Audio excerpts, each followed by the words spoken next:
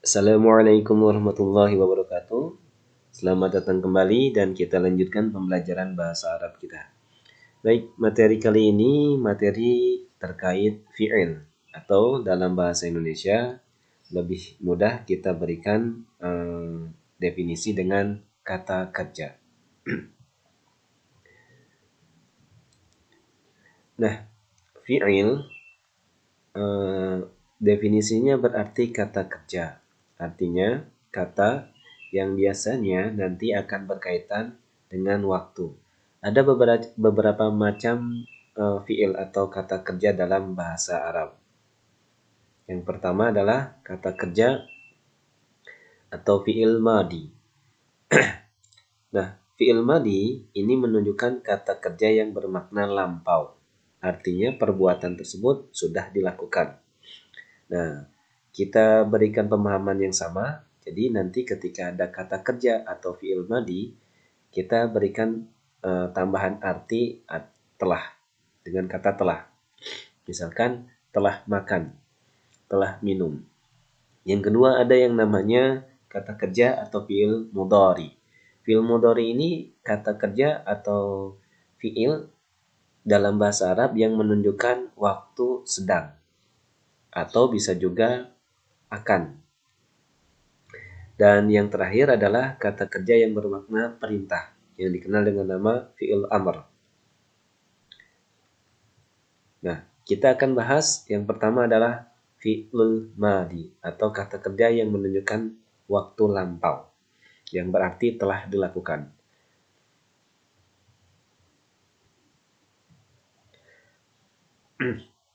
Nah, fi'il madi di sini kita hubungkan dengan yang namanya ismud dhamir. Ingat pada video sebelumnya, ismud dhamir itu kata ganti.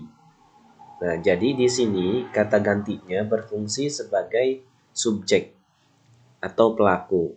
Atau dalam bahasa Arab itu dikenal dengan nama fa'il. Jadi kata kerja ada kata kerjanya, ada subjeknya. Kalau dalam bahasa Indonesia berarti ada subjek, ada predikat. Subjek itu disebut dengan ismud dhamir, kemudian predikat itu disebut dengan fi'lul madi. Baik, kita ambil contoh misalkan kita punya kata zahaba. Zahaba dalam bahasa Arab atau kalau kita mengecek dalam kamus, zahaba itu artinya pergi. Nah, biasanya zahaba itu nanti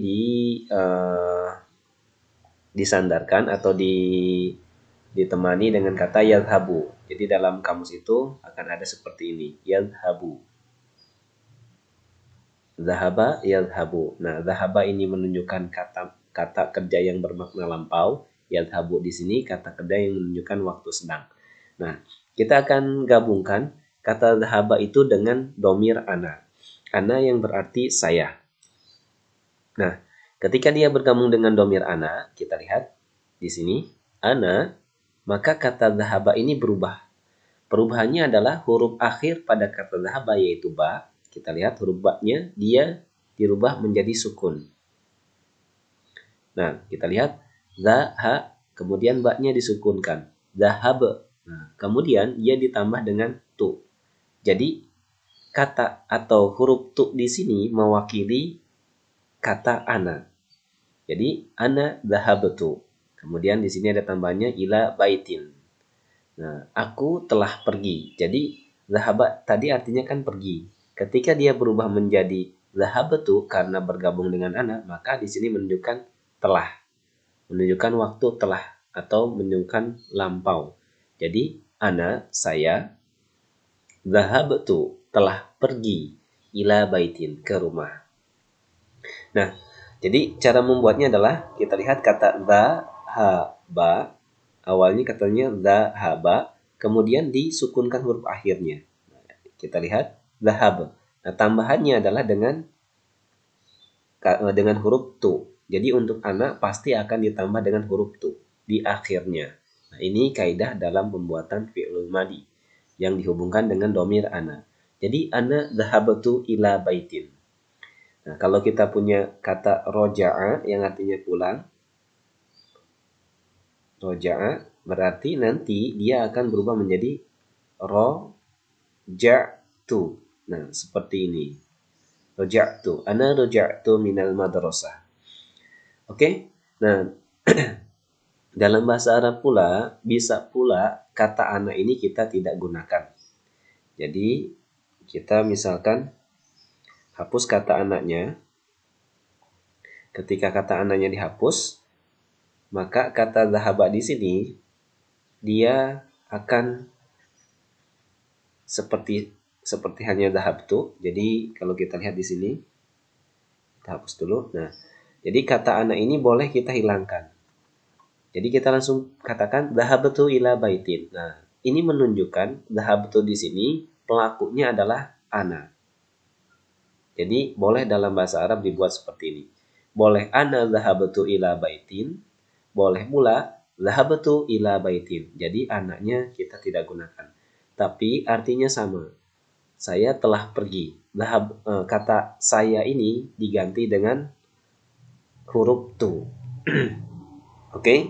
Nah, kemudian kalimat yang kedua adalah ketika kata dhahaba ini bergabung dengan domir anta.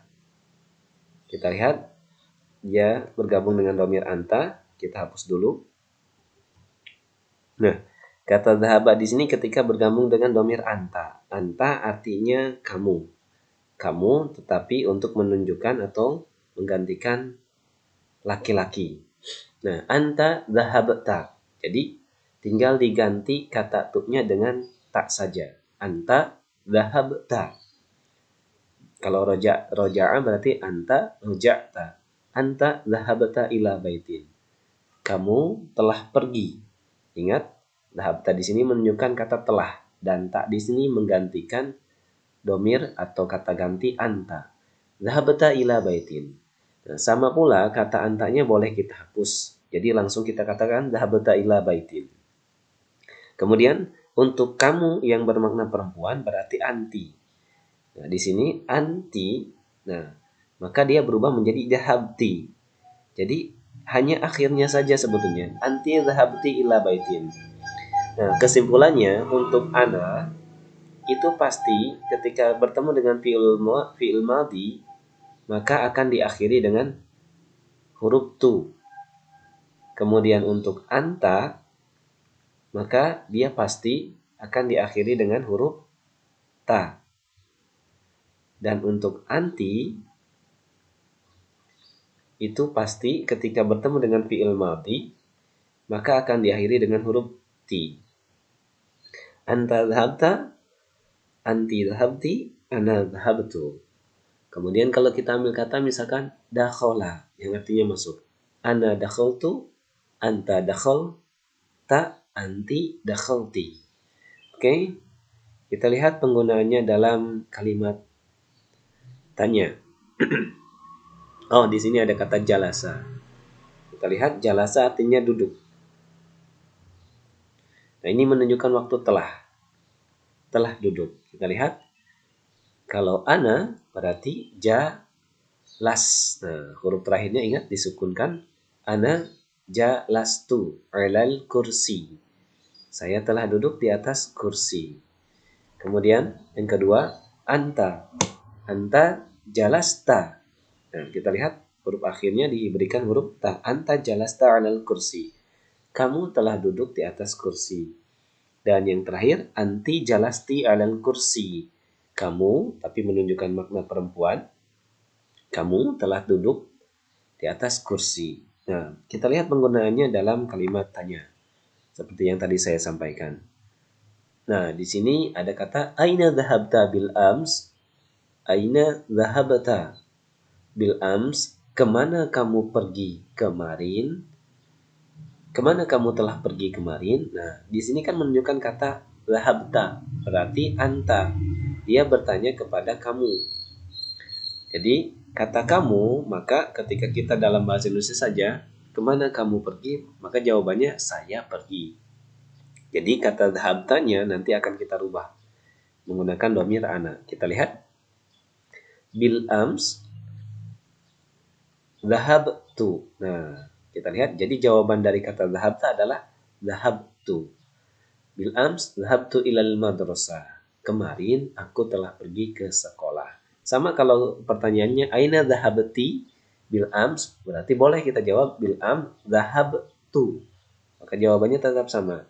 Karena untuk laki-laki atau perempuan, ketika saya itu pasti menggunakan domir ana.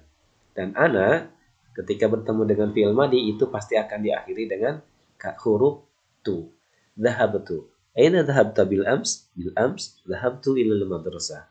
Aina dhahabti bil ams? Bil ams dhahabtu ilal madrasah. Baik teman-teman, semoga bermanfaat. Sampai berjumpa di video selanjutnya. Assalamualaikum warahmatullahi wabarakatuh.